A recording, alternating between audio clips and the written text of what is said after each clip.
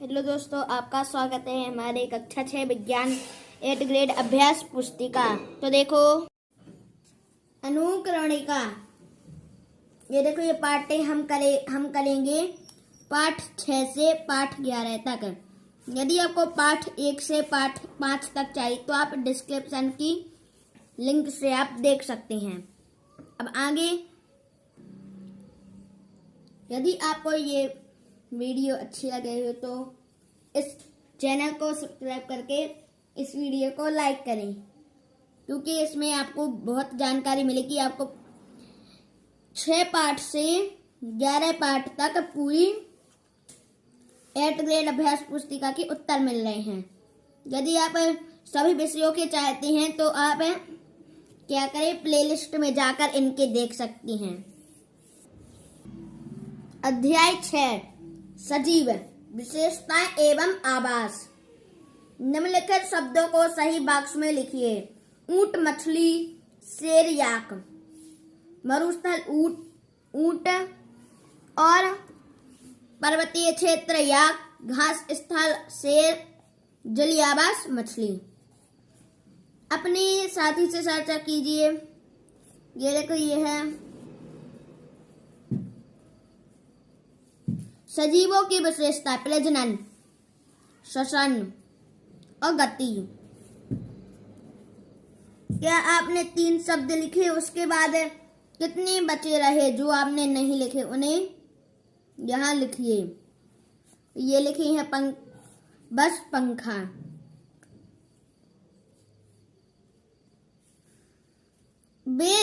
ये वे शब्द हो गए जो सजीवों में नहीं आते, क्योंकि ये गति नहीं करते, लेकिन आपने तो इनको चलते हुए देखा है। क्यों? तो ये स्वयं नहीं चलते बल्कि दूसरों के द्वारा चलाया जाता है। किन्हें? बस और पंखा को।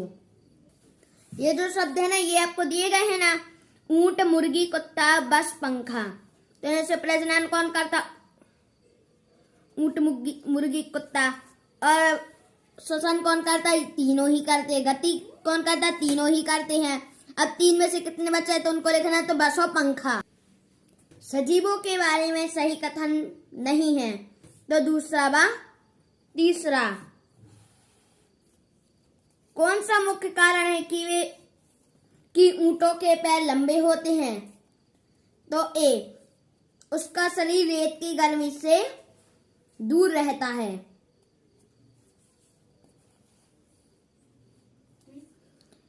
पौधों की कुछ विशेषताएं निम्नलिखित हैं, तो इसका है तीसरा और चौथा। निम्नलिखित में से कौन सा कथन पौधों में श्वसन के लिए सही है? तो श्वसन तब होता है जब पौधे भोजन नहीं बना रहे होते हैं। प्रजनन के संदर्भ में दिए गए विकल्पों में विषम को चुने। तो गुलाब की कलमे, आम के पेड़ की जड़, तो इसका सही उत्तर है मुर्गी के अंडे।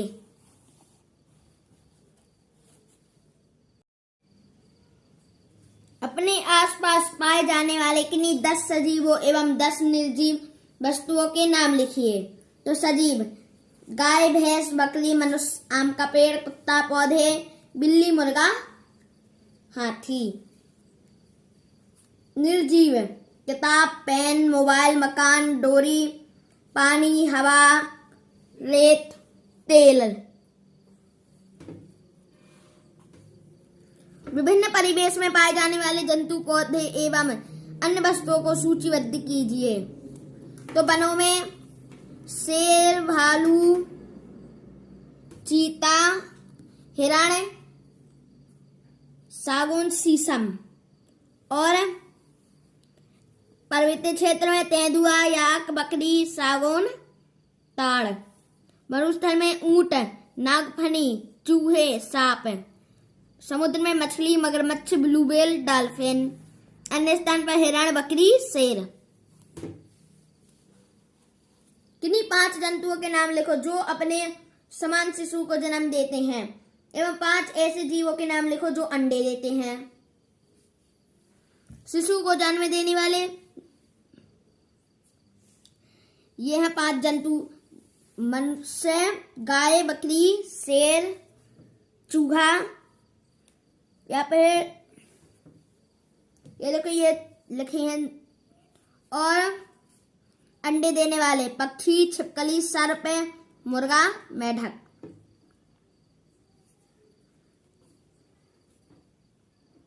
यहाँ पे मुर्गी कर लेना आपको, मुर्गी। अनुकूलन किसे कहते हैं? तो किसी विशेष वातावरण में सुगमता पूर्वक जीवन व्यतीत करने एवं वंश वृद्धि के लिए जीवों के शरीर में रचनात्मक एवं क्रियात्मक स्थायी परिवर्तन उत्पन्न होने की प्रक्रिया है।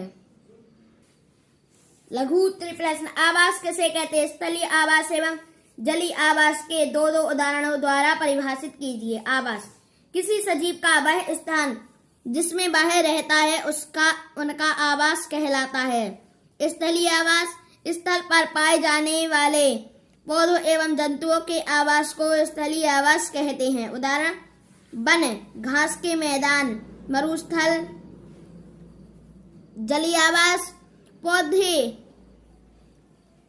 पौधे एवं जंतुओं के जल के आवास को जलीय आवास कहते हैं, जैसे झील, नदियां। यह आवास के दो उदाहरण। अब आगे, जैव एवं अजैव घटकों को दो उदाहरण देकर स्पष्ट कीजिए। किसी आवास में पाए जाने वाले पौधे एवं जंतु जैव घटक कहलाते हैं। उदाहरण, पौधे, पेड़ पौधे एवं जंतु। अजैव घटक चट्टान, मिट्टी, वायु एवं जल जैसी अनेक निर्जीव वस्तुएं आवास के अजैव घटक कहलाते हैं। अब आगे, ऊंट के मरुस्थल में रहने के लिए कौन से अनुकूलन आवश्यक है? कोई 4 अनुकूलनों को लिखिए। तो ऊंट के लंबे पैर गर्म रेत से उसकी सुरक्षा करते हैं। ऊंट कम मात्रा में मूत्र उत्सर्जित करता है। ऊंट कई दिनों तक बिना पानी पिए रह सकता है। इसके पैर चौड़े एवं गद्दीदार होते हैं जो आसानी से बालू में चल सके। इसकी जीभ मोटी एवं गर्दन लंबी होती है। तो इनमें से आप कोई 4 अनुकूलन लिख सकते हैं। अब आगे, मरुस्थल में पाए जाने वाले पौधे की पत्तियां कांटों में क्यों रूपांतरित हो जाती हैं? मरुस्थल में पाए जाने वाले पौधों की पत्तियां वाष्पोत्सर्जन एवं जल की हानि को रोकने के लिए कांटों में बदल जाती है। जल में रहने के लिए मछली में कौन कौन से अनुकूलन पाए जाते हैं? तो मछली का शरीर धारा रेखीय होता है। मछली का शरीर सल्कों से ढका रहता है। ये सल्कें मछली को सुरक्षा के साथ तैरने में मदद करते हैं। पानी में श्वसन के लिए क्लोम पाए जाते हैं। ऐसी कौन से जलीय जीव है जो बिना सांस ले पानी में लंबे समय तक जीवित रह सकते हैं? तो जलीय जीव का नाम और उनके श्वसन अंग। तो डॉल्फिन एवं व्हेल जैसे कुछ जंतुओं में गिल नहीं पाए जाते हैं। ये सिर पर स्थित नासाद्वार अथवा वात छिद्रों द्वारा श्वास लेते हैं। वे कौन से अनुकूलन है जो जलीय पौधों को जल में रहने हेतु अनुकूलित करते हैं? स्पष्ट कीजिए। तो जलीय पौधों का तना लंबा, खोखला एवं हल्का होता है। जलीय पौधों की जड़ें गहराई तक नहीं होती हैं। तना जल की सतह पर वृद्धि करते हैं। पत्तियां सक्रिय एवं पतले रिबन की तरह होते हैं। पर्वतीय क्षेत्र में पाए जाने वाले पौधे की कोई 3 विशेषताएं लिखिए। तो ये वृक्ष शंकु के आकार के होती हैं। इन पौधों की पत्तियां सुई की आकार की एक शाखाएं तिरछी होती हैं। तीसरा, जिसके कारण वर्षा का जल एवं हिम सरलता से नीचे की ओर खिसक जाता है। पहाड़ी क्षेत्रों में पाए जाने वाले जीवों की त्वचा मोटी एवं शरीर घने बालों से ढका हुआ क्यों होता है? तो पहाड़ी क्षेत्रों में बहुत अधिक हिमपात एवं वर्षा होती है। ठंड से बचाने के लिए पहाड़ी क्षेत्रों में पाए जाने वाले जीवों की त्वचा मोटी एवं शरीर घने बालों से ढका हुआ होता है। उदाहरण, शारीरिक और गर्म करने के लिए याक का शरीर लंबे बालों से ढका रहता है। सजीवों में पाए जाने वाले विशिष्ट लक्षणों को सूचीबद्ध कर किन्हीं 2 लक्षणों का विस्तृत वर्णन कीजिए। तो सजीवों में पाए जाने वाले विशिष्ट लक्षण, तो श्वसन, पाचन, उत्सर्जन, वृद्धि, प्रजनन, गति। और आगे श्वसन, सभी सजीव सांस लेने के लिए श्वसन करते हैं। श्वसन क्रिया में ऑक्सीजन ग्रहण करते हैं तथा कार्बन डाइऑक्साइड मुक्त करते हैं, जिसमें भोजन ऑक्सीकरण से ऊर्जा मुक्त होती है। पाचन, सभी जीवों को जीवित रहने के लिए भोजन की आवश्यकता होती है तथा भोजन के ऑक्सीकरण से ऊर्जा क्या होती है? मुक्त होती है। अगला पाठ अध्याय 7 है गति एवं दूरियों का मापन। तो इसमें हमें मापना है। तो ये देखो, हमने मापने के लिए कैसे वस्तु का उपयोग किया। तो रबर, उपयोग की गई वस्तु का माप लिखे 2 सेंटीमीटर। खंबे का नाप है 7.5। आप इस प्रकार लिख लें। अब आगे सही विकल्प है। दिल्ली व भोपाल के बीच की दूरी को प्रमुख रूप से किस मात्रक में व्यक्त किया जाता है? तो किलोमीटर। 1 सेंटीमीटर के 10 बराबर भागों में से एक भाग को क्या कहते हैं? तो मिलीमीटर। वर्तुल गति का उदाहरण है। तो बिजली के पंखे की पंखुड़ियों की गति।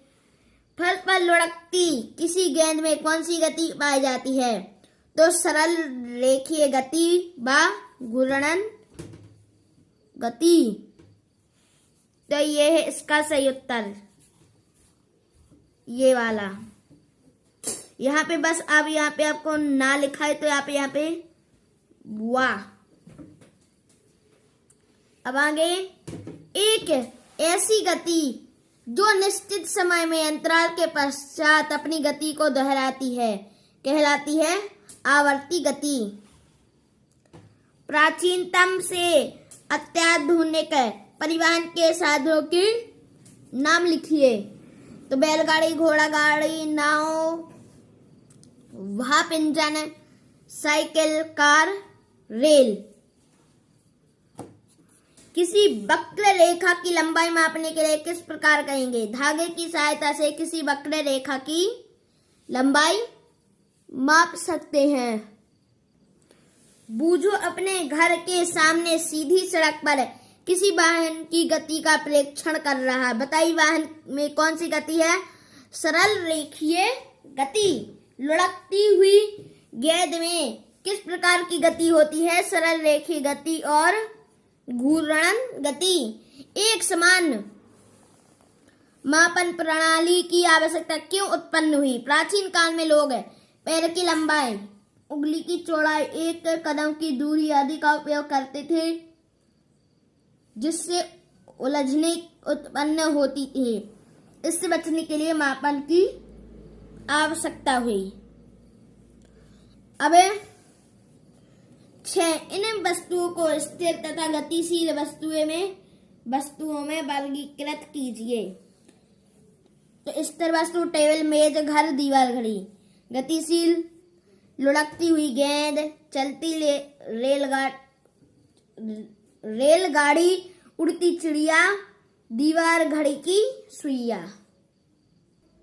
किसी वस्तु की लंबाई 2.54 मीटर है तो इसे सेंटीमीटर तथा मिलीमीटर में व्यक्त कीजिए। वस्तु की लंबाई इतनी 1 मीटर बराबर 100 सेंटीमीटर तथा 1 सेंटीमीटर 10 मिलीमीटर। तो इसका उत्तर है 254 सेंटीमीटर और 2540 मिलीमीटर। वर्तुल गति क्या होती है? उदाहरण सहित समझाइए। इसका हम आपको चित्र अभी बताते हैं।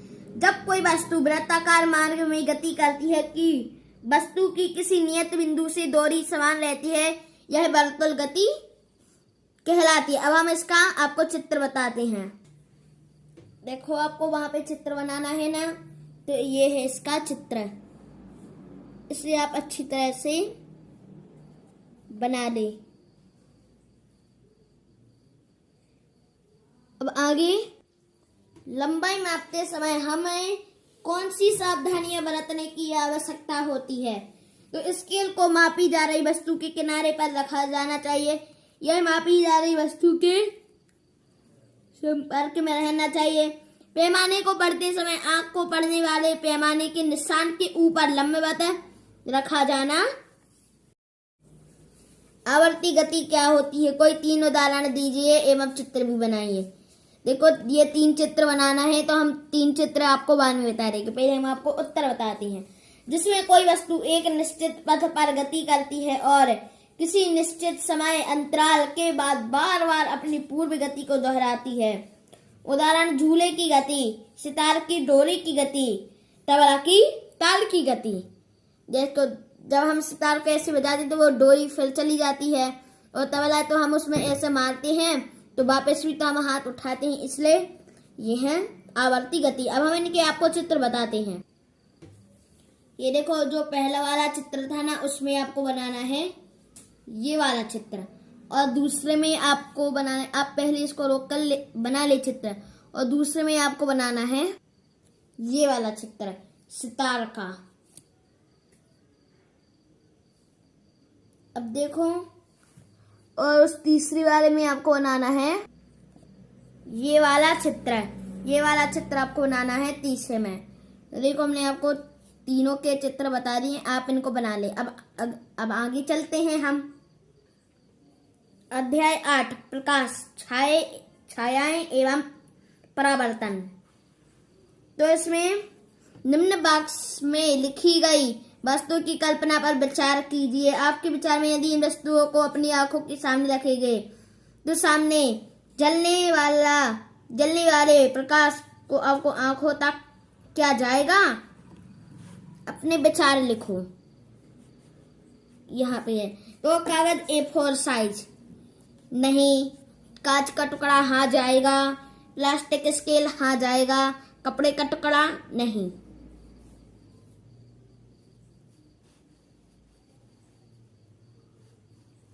किस वस्तु से प्रकाश आपकी आंखों तक पहुंचेगा? किस वस्तु से आर पार प्रकाश नहीं पहुंचेगा? किसी वस्तु से थोड़ा प्रकाश आएगा?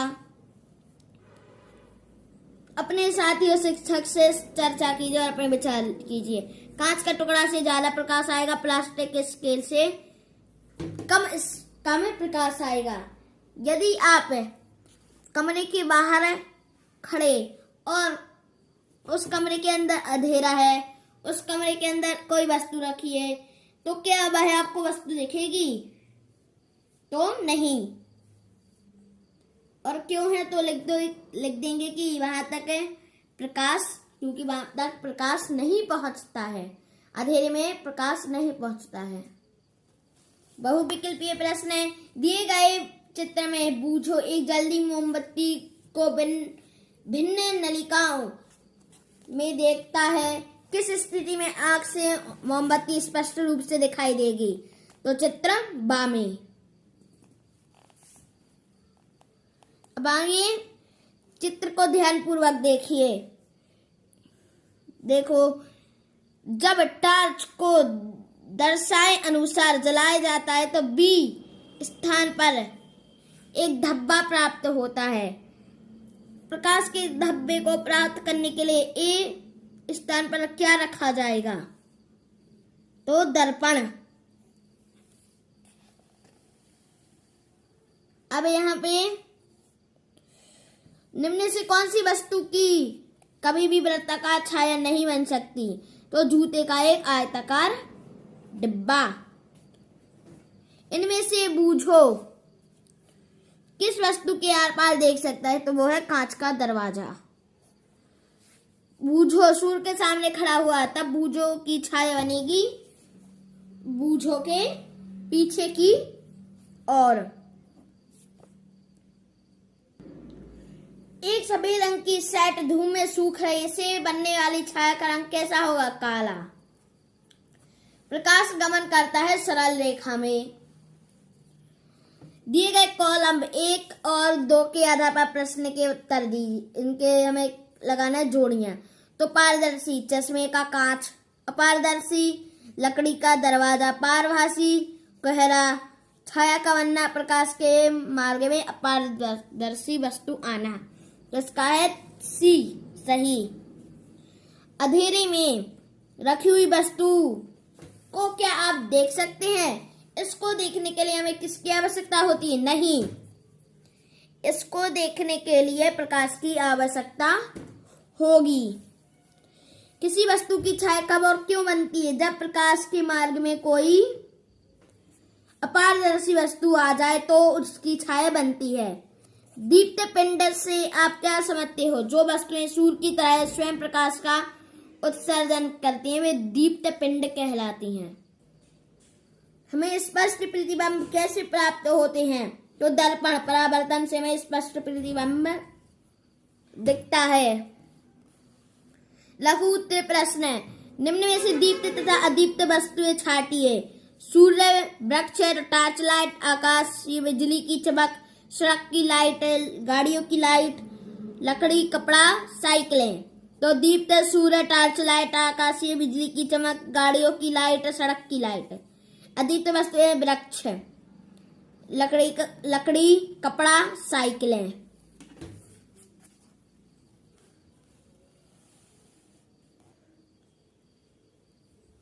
अब आगे, पारदर्शी वस्तुओं से आप क्या समझते हैं? उदाहरण सहित समझाइए। जिन वस्तुओं के आर पार देखा जा सके पारदर्शी वस्तुएं कहलाती हैं। लेंस एवं कांच वायु। अपारदर्शी वस्तुओं से आप क्या समझते हैं? तो जिन वस्तुओं के आर पार ना देखा जा सके अपारदर्शी वस्तुएं कहती हैं। उदाहरण, कपड़ा, दीवार, लकड़ी का दरवाजा। आठवां प्रश्न है, पारभासी वस्तुओं से आप क्या समझते हैं? उदाहरण सहित समझाइए। जिन वस्तुओं के आर पार धुंधला दिखाई देता है पारभासी कहलाते हैं। उदाहरण, पानी, कोहरा, धुआं। सूची छिद्र कैमरे की विधि चित्र सहित समझाइए। सूची छिद्र कैमरा के निर्माण के लिए दो बक्से लेते हैं। इसमें से एक बक्से को दूसरे बक्से के आसानी से खिसका जाना चाहिए। दोनों बक्सों के बीच में एक छिद्र करते हैं। कटे हुए भाग को ड्रेसिंग पेपर पर चिपका देते हैं। इस प्रकार छिद्र कैमरा बनता है। इसका चित्र देखो, यह है सूची छिद्र कैमरा। अब आगे, इस प्रयोग के माध्यम से बताइए कि एक प्रकाश सरल रेखा में गमन करता है। यह है एक प्रयोग।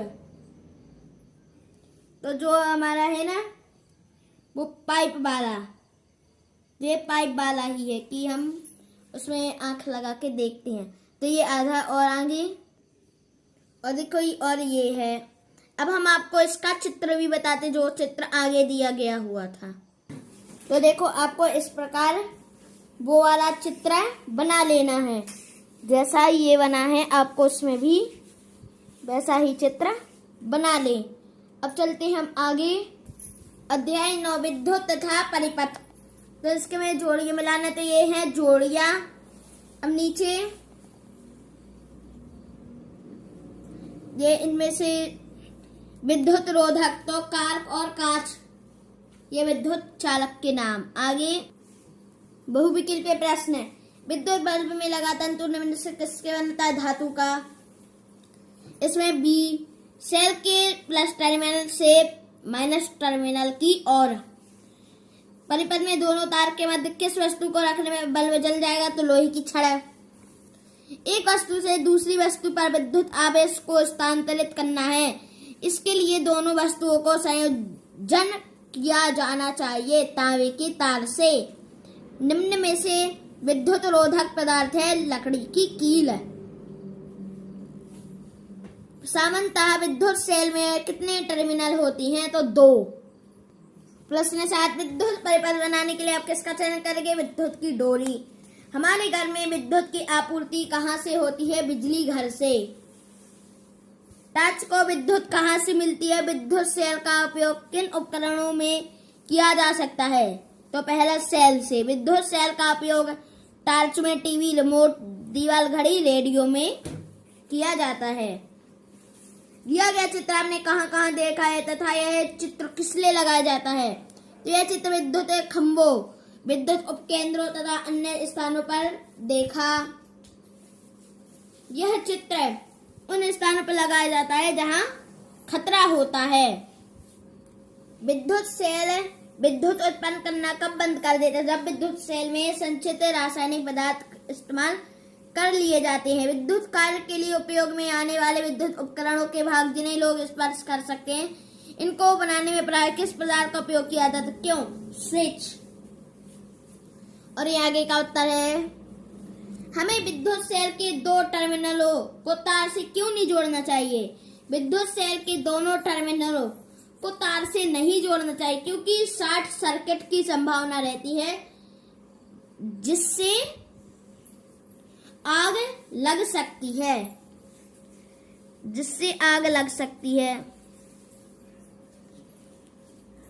कभी कभी विद्युत बल्ब विद्युत सेल से जुड़े होने पर भी दीप्त नहीं होता। ऐसा क्यों होता? कारण सही समझाइए।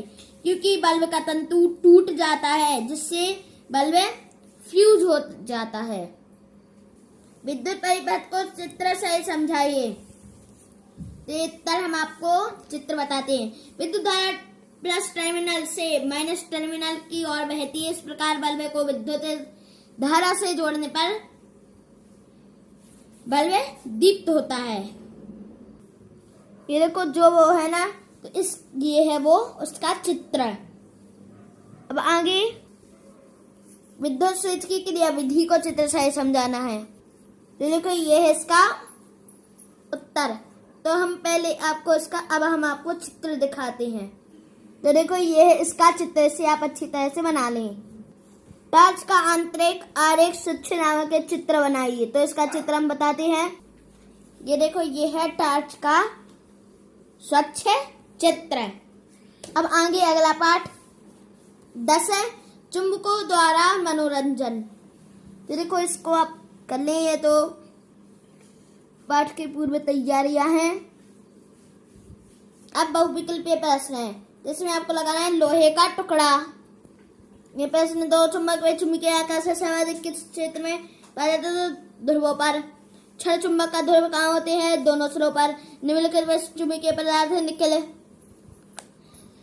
चुंबक के समान ध्रुवों के समीप लाने पर होगा सदैव प्रतिकर्षण। अब ये चुंबक किसे कहते हैं? कितने प्रकार के होते हैं इनके नाम? तो ये हैं इनके नाम और प्रकार। ये दूसरा प्रश्न है, चुंबक की खोज कैसे हुई? संक्षिप्त में बताइए।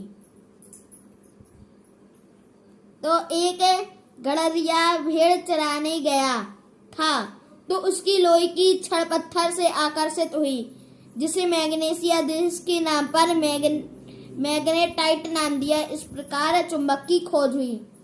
तो कितने ध्रुव होते हैं और उनके नाम लिखिए। तो 2 ध्रुव होते हैं, उत्तरी ध्रुव और दक्षिणी ध्रुव। चुंबक अपना गुण कब खो देता है? तो ये है 3 नंबर।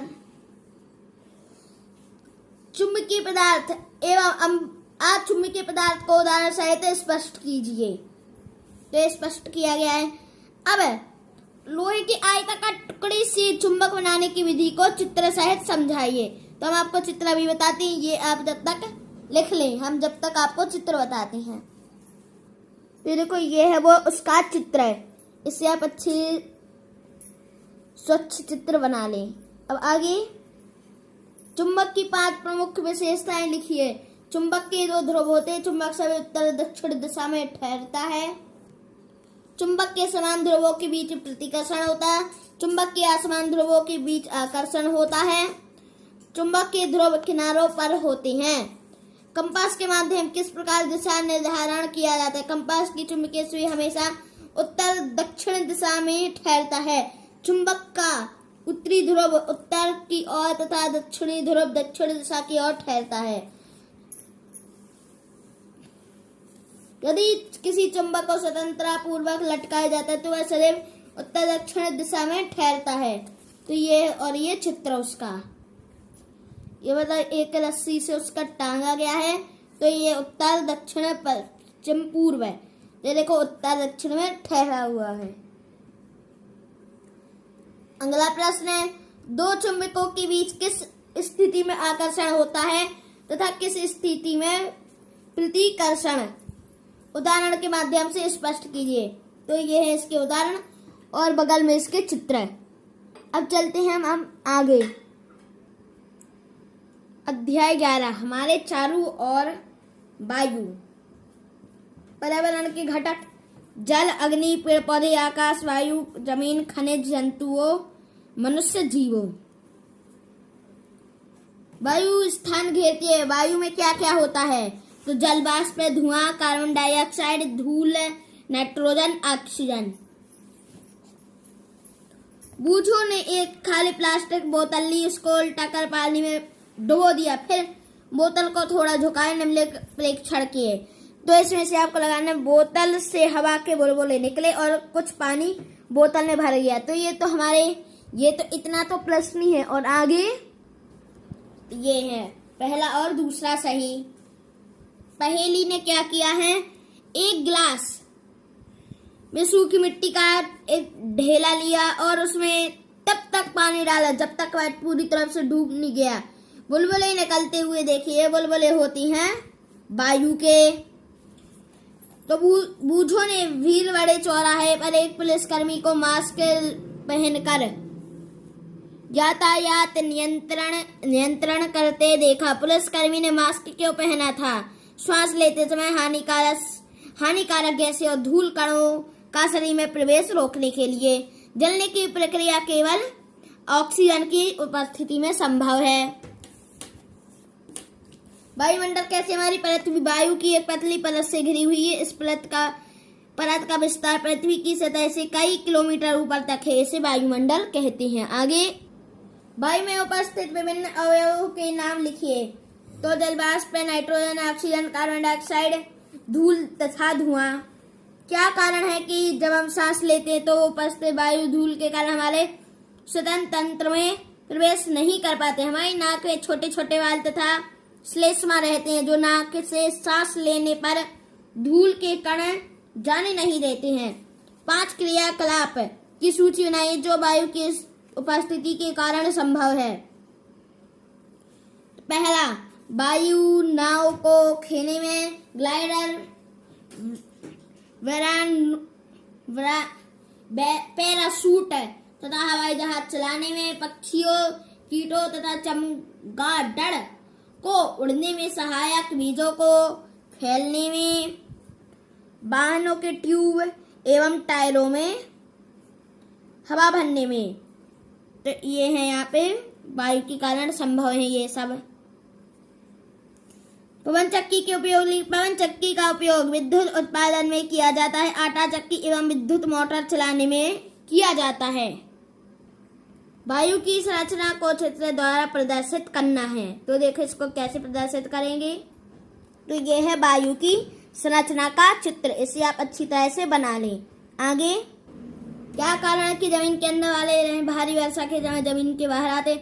जमीन के अंदर रहने वाले जीवों के आवास बिल छिद्रों में पानी भर जाता है जिससे जीवों को सांस लेने में परेशानी होती है। इसी कारण भारी वर्षा में बाहर निकल आते हैं। क्या कारण है कि पर्वतारोही अपने साथ ऑक्सीजन सिलेंडर ले जाते हैं? तो ये इसका उत्तर है। आगे वायु के विभिन्न अवयवों के बारे में संक्षिप्त से लिखिए। नाइट्रोजन। वायुमंडल में नाइट्रोजन की मात्रा 78% है। यह आग को जलाने में सहायक नहीं है। पौधों को अमोनिया के रूप में वायुमंडलीय ऑक्सीजन की आवश्यकता होती है। इसका संकेत N है। कार्बन डाइऑक्साइड, यह है नाइट्रोजन का, यह कार्बन डाइऑक्साइड का। प्रत्येक जीव श्वसन के रूप में ऑक्सीजन गैस ग्रहण करता है एवं कार्बन डाइऑक्साइड गैस छोड़ता है। वायुमंडल कार्बन डाइऑक्साइड की मात्रा, तो ये मात्रा 0.03% है। इसके बावजूद भी यह तापमान को प्रभावित करती है।